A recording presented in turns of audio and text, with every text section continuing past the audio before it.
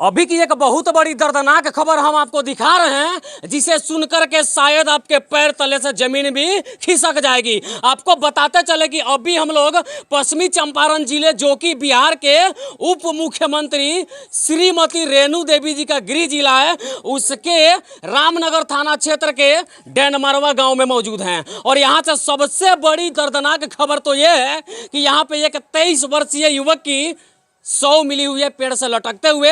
हालांकि मामले की क्या सच्चाई है उस संबंध में उनके पिताजी यहाँ पे हैं और गांव के तमाम लोग यहाँ पे हैं। और यहाँ से हम बिहार सरकार के फेलियोर सिस्टम के ऊपर सवाल उठाने जा रहे हैं और फेलियोर सिस्टम के कारण बिहार में क्या क्या खबरें चल रही है और क्या क्या घटनाएं हो रही है उसका जीता जागता सबूत और बिहार सरकार के काले कारनामों का एक करतूत दिखाने जा रहे हैं। आइए सबसे पहले जिस युवक का सौ मिला है उनके पिता से मिलकर के क्या घटना है उसके बारे में जानने का हम प्रयास करते हैं। आप उनके पिताजी हैं जी? क्या नाम है आपका? शाइस्ता खां। अच्छा, आपके जो पुत्र जिनका 100 मिला है उनका क्या नाम है? रुमान खां। उनका उम्र बताइए। 23 साल। अच्छा, घटना क्या कैसे हुआ उसके बारे में बताइए आप। घटना ये है कि जो उसको 2 बजे से चाय पिलाया गया है होटल में कल जुम्मा के समय। अच्छा। और उसके बाद से धीरे धीरे उसको बाकायदा करके ले गया है पुल पर, जो पुल है, और वहाँ से 4 बजे तक है। 4 बजे के बाद से उसको हटा दिया गया है वहाँ से। अच्छा, आप लोग को इस घटना के बारे में कब पता लगा?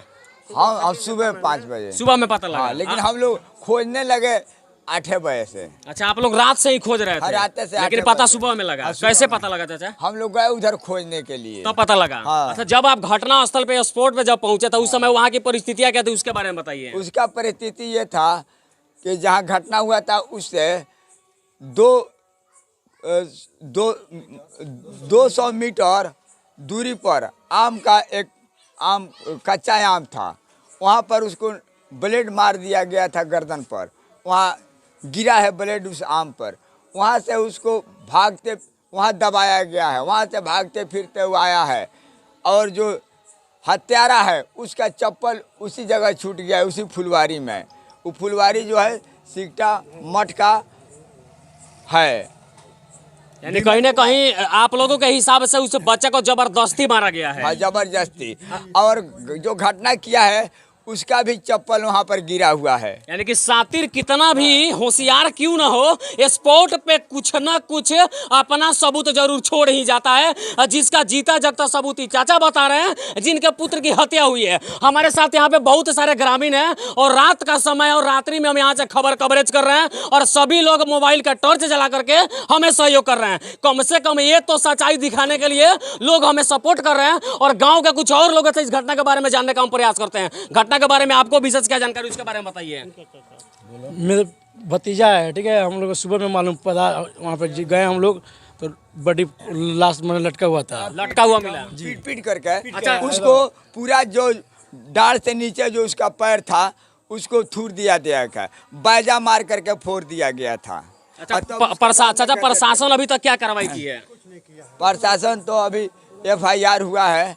अब उसके बाद में देखिए प्रशासन क्या कर रही है। अभी तक केवल FIR हुआ है। प्रशासन के द्वारा कुछ बताया गया आपको कार्रवाई में क्या क्या होगी नहीं होगी? अभी कुछ नहीं बताया गया, बस केवल FIR किया गया। बहुत बड़ी कवरेज हम आपको यहाँ से दिखा रहे हैं कि एक पिता आगे आप क्या चाहते हैं ये बताइए। और एक और बात है मेरे साथ समस्या। इसी 23 तारीख को मेरे एक लड़की की शादी भी है, जिस पिता का लड़की का शादी 23 तारीख की है और उसका पुत्र का हत्या हो गया। वो बहन दुल्हन बन के किस रूप में जाएगी? अब इस मामले में एक नया मोड़ आया। चाचा बता रहे हैं कि इसी 23 तारीख को इनकी बिटिया की शादी है और जरा सोचिए कि जिस घर में जिस बाप के बिटिया की शादी होने वाली हो और दुल्हन बनने वाली उस बहन की यदि भाई छीन जाता है समाज के दरिंदों के द्वारा, भेड़िया के द्वारा, तो जरा सोचिए इस पिता के ऊपर क्या गुजर रहा होगा। गाँव के कुछ और लोगों से जानते हैं, क्या जानते हैं घटना के बारे में आप? हमको तो सुबह में मालूम चला कि वहाँ पे मौत हुई है। यानी कुल मिलाकर के एक ही जानकारी सभी लोगों के पास है। हाँ। चाचा आगे क्या उम्मीद लगा रहे हैं आप? हाँ, वही उम्मीद है। और जो हाँ बताइए, क्या बता रहे हैं? अरे भाई वही है कि इंसाफ मिलेगी हम लोगों को। जो है ना, वो विमल कुमार भारती का सिकटा मठ है, उसमें जो सातिर है उसका चप्पल गिरा हुआ था। वहाँ से फिर करीब 200 मीटर के दूरी पर मेरा बच्चा भाग करके आया है। अब भाग करके आया है तो उसका एक चप्पल अलग करीब 40 मने फीट के दूरी में पर दोनों चप्पल गिरा अच्छा, है। आप जो FIR किए हैं उसमें नामजद अभियुक्त है कि अज्ञात लोगों के खिलाफ किए हैं? और उसमें घसेट करके अल्लाह करके और जो बांधा गया है वो बांधा किसी से नहीं बांधा जा सकता है। अच्छा चाचा, आप जो FIR किए हैं उस FIR में किसी के खिलाफ नामजद अभियुक्त किसी का नाम खुलासा हुआ है कि ऐसे ही अज्ञात लोगों पे केस किया गया है? खुलासा हुआ है, खुलासा हुआ है, अज्ञात भी है और अज्ञात भी और खुलासा भी है। और ये सबसे बड़ी अपडेट दिखा रहे हैं। और यहाँ पे जो भी नौजवान है, नौजवानों से भी सरकार का क्या रवैया है और प्रशासनिक व्यवस्था में क्या खेला चल रहा है उसका सबूत जानने का प्रयास करेंगे। आप तो कम से कम नौजवान हैं, प्रशासन क्या क्या कार्रवाई कर सकते हैं उसके बारे में बताइए। प्रशासन से हमें ये उम्मीद है कि हमें इंसाफ दे, हम इसके और दिन प्रतिदिन चंपारण की नहीं पूरे बिहार की स्थिति बिगड़ते जा रही है और जिसका सबसे बड़ा खुला चैलेंज प्रशासनिक व्यवस्था की नाकामयाबी है। हमारे बिहार में सरकार के लिए पुलिस है, पुलिस के पास बंदूकें हैं और सिपाही के ऊपर स्टार भी लगा हुआ है, लेकिन सबके सब विफल होते जा रहे हैं। और यहाँ पे और इसका एक ही बड़ा कारण है कि बिहार पुलिस के जवान के पास बंदूकें केवल शोभा बढ़ाने के लिए दी गई है, ना कि जनता की सुरक्षा के लिए दी गई है। और जब तक बिहार पुलिस की बंदूकें केवल उनकी शोभा बढ़ाती रहेगी तब तक बिहार में इस प्रकार की आपराधिक घटनाएं दिन प्रतिदिन होती रहेगी। और हमारे हाथ में इनकी बिटिया की शादी का कार्ड है जिसको साफ तौर पर आप देख पा रहे होंगे। अब जरा सोचिए, जिस बाप का बेटा छीन गया और जिस बाप के बिटिया की शादी होने वाली है, इस घर में रहने वाले, इस परिवार में रहने वाले सभी लोगों के ऊपर किस प्रकार का माहौल बना होगा और इनके दिल पे क्या गुजरता होगा, जरा इसकी कल्पना करिए। शायद इसकी कल्पना आप भी नहीं कर सकते हैं। आज इनके साथ घटना हुआ, इस प्रकार की घटनाएं लगातार होती जा रही है। हम लोग भी जगह जगह से खबर दिखाते हैं। कम से कम खबर दिखाने का मेन मकसद यह होता है कि अपराध पे बिहार पुलिस के द्वारा लगाम लगाया जाए, लेकिन जिस पे लगाम लगाने का प्रयास किया जाता है वे काफी धड़ल्ले से आगे बढ़ते हैं। जैसे शराबबंदी का बात करें तो शराबबंदी तो है कागजों में, लेकिन शराब धड़ल्ले से बिक रहा है। आगे दहेज प्रथा की बात करें तो दहेज प्रथा केवल कागजों में है, लेकिन जमीनी स्तर पर देखा जाए तो सरकार में ऊंचे स्तर पर बैठे नेता और अधिकारी भी अपने बेटा का शादी बिना दहेज का शायद नहीं करते होंगे। लेकिन और बात किया जाए अपराध को कम करने का तो जितना कोशिश हम लोग अपराध को कम करने में लगा रहे हैं, उससे ज्यादा कोशिश अपराधी जो है अपराध को बढ़ाने में लगा रहे हैं। बात सही है कि नहीं है?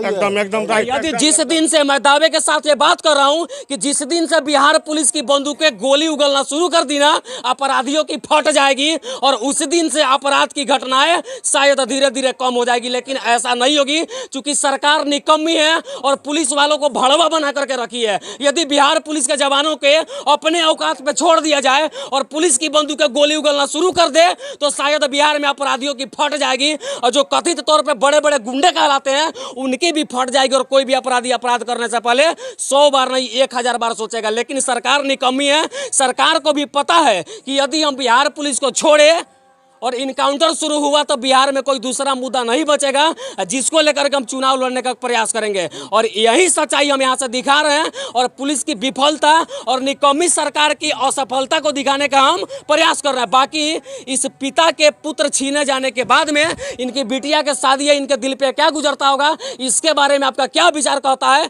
अपना विचार कमेंट बॉक्स में आप जरूर डाल दीजिएगा। लेकिन बताते चले जाते जाते ये बड़ी बात है कि उप मुख्यमंत्री रेणु देवी जी का यह गृह जिला है और रामनगर थाना क्षेत्र का डेन मारवा गांव है, जहां की घटना हम आपको दिखा रहे हैं। और रात में यहां पे आकर के खबर दिखाने का मेन मकसद यह है कि इस गरीब बाप को कम से कम न्याय मिले और उस बहन को न्याय मिले जिसकी शादी 23 तारीख को होने वाली है। ये सबसे बड़ी अपडेट दिखा रहा है। यदि इस पिता के लिए न्याय नहीं होता है, इन गांव वालों के लिए न्याय नहीं होता है, तो एक बार तो हम और आएंगे और जब तक न्याय नहीं मिलेगी तब तक प्रशासनिक व्यवस्था के ऊपर सवाल उठता रहेगा और नीतीश सरकार को हम रेलते रहेंगे, ठेलते रहेंगे। और जब तक बिहार पुलिस की बंदूकें गोली उगलना नहीं शुरू करती है तब तक बिहार से अपराध नहीं घटेगी। ये बात मैं दावे के साथ कह रहा हूं। कम से कम बिहार पुलिस को इसके लिए सख्त अपनाना पड़ेगा नियम।